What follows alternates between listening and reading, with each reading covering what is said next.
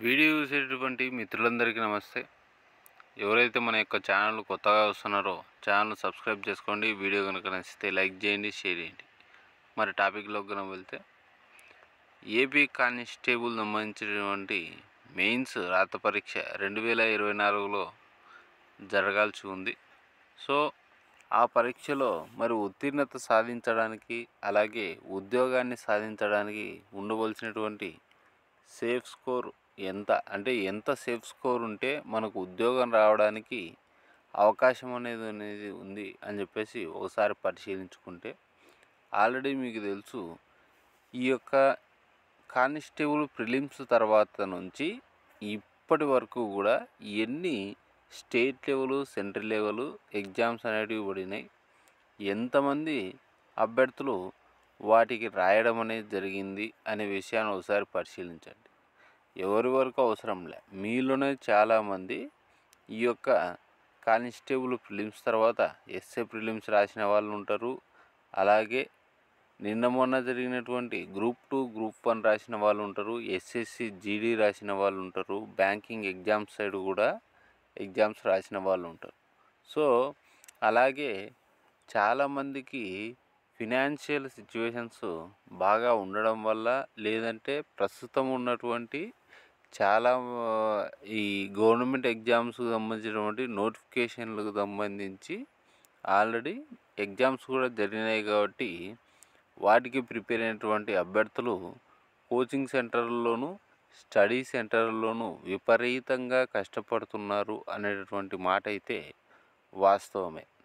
ఓకేనా? దీన్ని బట్టి కనుక చూసుకుంటే మనకు ఆల్రెడీ ఎక్కువ సమయం అనేది వచ్చిందంటే దాదాపుగా సంవత్సరన్నర టైం వచ్చింది. కాబట్టి ఒక్కసారి మీరే ఆలోచించండి, మీకు వచ్చినటువంటి ప్రిలిమ్స్లో మీకు వచ్చినటువంటి స్కోరు ఎంత అంటే, దగ్గర చాలామందికి పోయినసారి ఈ ప్రిలిమ్స్ పరీక్షల్ని 100-110 మార్కులు సాధించినటువంటి అభ్యర్థులు చాలా ఎక్కువ మంది కూడా ఉన్నారు. ఓకేనా? ఉన్నది 6,000 పోస్టులు. దగ్గర కాంపిటీషన్ వచ్చేసరికి 90,000 మంది ఉన్నారు దగ్గర. ఓకేనా?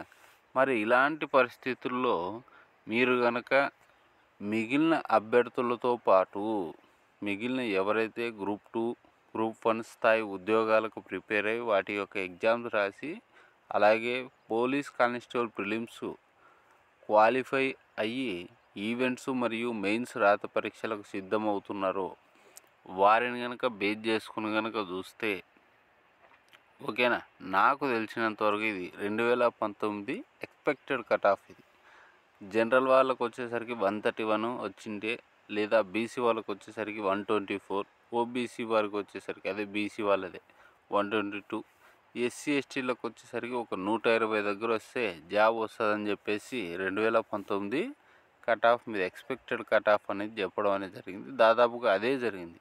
మరి 2024 మీకు ఇలా తిరిగి ఆగస్ట్ లోపల డెఫినెట్గా ఈవెంట్స్ అనేవి అయిపోతాయి. వితిన్ 1 మంత్ లోపల మెయిన్స్ రాత పరీక్ష పెట్టడానికి అవకాశం అనేది ఉంది.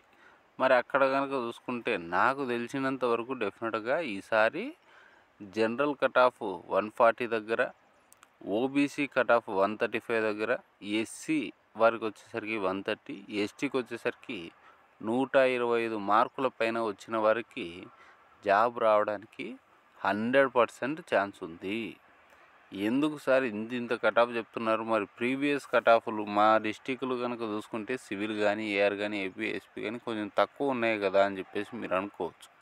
కానీ ఇక్కడ మనం గమనించాల్సినటువంటి అంశం ఏదైతే ఉందంటే, ముందుగా మనకు దొరికినటువంటి అపారమైనటువంటి కాలం, 2 లైన్గా జరిగినటువంటి గవర్నమెంట్ నోటిఫికేషన్ సంబంధించినటువంటి ఎగ్జామినేషన్స్. ఓకేనా? అలాగే ఎవరైతే ప్రిపేర్ అవుతూ ఉన్నారో ఆ అభ్యర్థులకు విపరీతంగా దొరుకుతున్నటువంటి మెటీరియల్ లభ్యత, అంటే వాట్సాప్ గ్రూపుల్లో కానీ, టెలిగ్రామ్ గ్రూపుల్లో కానీ చాలామంది విద్యార్థులు, మీలో ఒకరు మీరే అయి ఉండొచ్చు కూడా. ఓకేనా? మీకు దొరికేటువంటి మెటీరియల్ లభ్యత, అలాగే మీకు వాట్సాప్ గ్రూపులలో లేదంటే టెలిగ్రామ్ గ్రూపులలో మీకు దొరికేటటువంటి సమాచారము, చాలామంది వీడియో చాట్లు కూడా వేసుకుంటున్నారు సబ్జెక్టులకు సంబంధించి. సో ఇవన్నీ కనుక బేరీ చేసుకొని చూసుకుంటే డెఫినెట్గా ఈసారి కట్ ఆఫ్ అనేది కొంచెం ఎక్కువగానే ఉంటుంది. ఎవరో చెప్పారని చెప్పేసి ఎస్సీకి ఇన్ని మార్కులు వస్తే వస్తుందనో, ఎస్టీకి ఇన్ని మార్కులు వస్తుందనో అని చెప్పేసి దయచేసి అటువంటి అపోహలకు మీరు వెళ్ళవద్దు. విపరీతమైనటువంటి కాలం అనేది మనకు దొరికింది. అలాగే చాలామంది అభ్యర్థులు దీంట్లో గ్రూప్ 2 వాళ్ళు కూడా ఉండడానికి ఆస్కారం అనేది ఉంది. ఓకేనా. నెక్స్ట్ వచ్చేసరికి ఎక్కువ మంది విద్యార్థులు స్టడీ సెంటర్లలోనూ కోచింగ్ సెంటర్లోనూ ఇప్పటికీ కూడా అలాగే ఉండిపోయి ప్రిపేర్ అవుతూ ఉన్నారు ఏదో ఒకటి. ఓకేనా.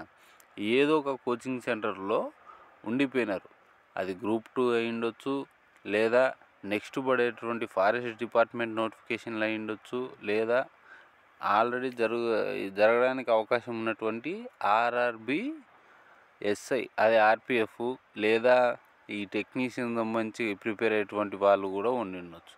కాబట్టి మీరు కనుక రెగ్యులర్ ప్రిపరేషన్లో కనుక లేకపోతే ఈసారి ఉద్యోగం అనేది రాదు. ఒకవేళ రెగ్యులర్ ప్రిపరేషన్లో ఉన్నప్పటికి కూడా ఈ వీడియో చూసే ప్రతి ఒక్క సభ్యుడు కూడా నాకు ప్రిలిమ్స్లో ఎన్ని మార్కులు వచ్చాయి, నేను ఇప్పుడు రెగ్యులర్గా ప్రిపేర్ అవుతున్నాను, మరి నాకు రావడానికి ఎన్ని మార్కులు అవకాశం ఉంది ఈసారి. ఇప్పుడు ప్రిలిమ్స్లో నాకు ఒకవేళ 70 వచ్చాయి అనుకుందాం, ఫర్ ఎగ్జాంపుల్ బీసీ క్యాండిడేట్, నేను 70 మార్కులు వచ్చాయి. నాకు యావరేజ్ డెఫినెట్గా 70 మార్కులు అంటే రావాల్సినటువంటి మార్కులు వచ్చే ప్రిలిమ్స్ నేను క్వాలిఫై అయ్యాను. మరి 1 ఇయర్ పాటు నేను ఇప్పుడు ప్రిపేర్ అయ్యాను.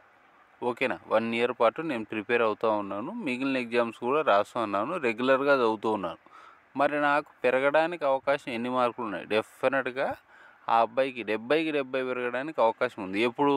రెగ్యులర్గా చదువుతున్నప్పుడు, అంతే కదా.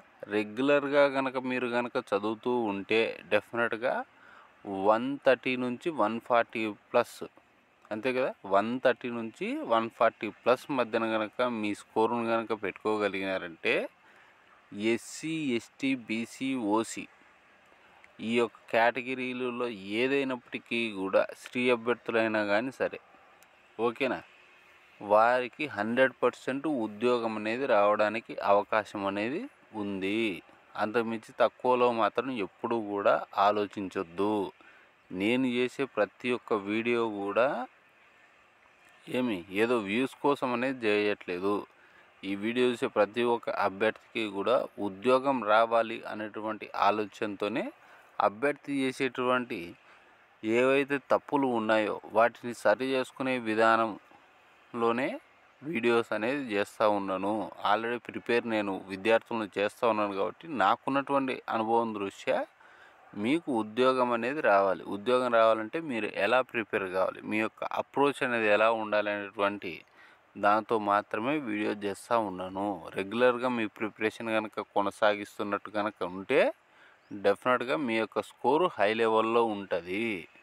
కాబట్టి ఎట్టి పరిస్థితుల్లో కూడా 130 పైన మీరు కనుక స్కోర్ కనుక ఉన్నట్లయితే మీరు ఏ కేటగిరీలో ఉన్నా సేఫ్ జోన్లో ఉన్నట్టే. వీడియో కనుక నచ్చితే లైక్ చేయండి, షేర్ చేయండి. అలాగే మీ ఉద్యోగ ప్రయత్నం కోసం మీ వంతు కృషిగా కష్టపడండి. డే అండ్ నైట్ ప్రిపేర్ కండి. ఏదో ఒక ఉద్యోగంలో మీరు చేరి ఆర్థికంగా స్థిరపడండి. Thank you.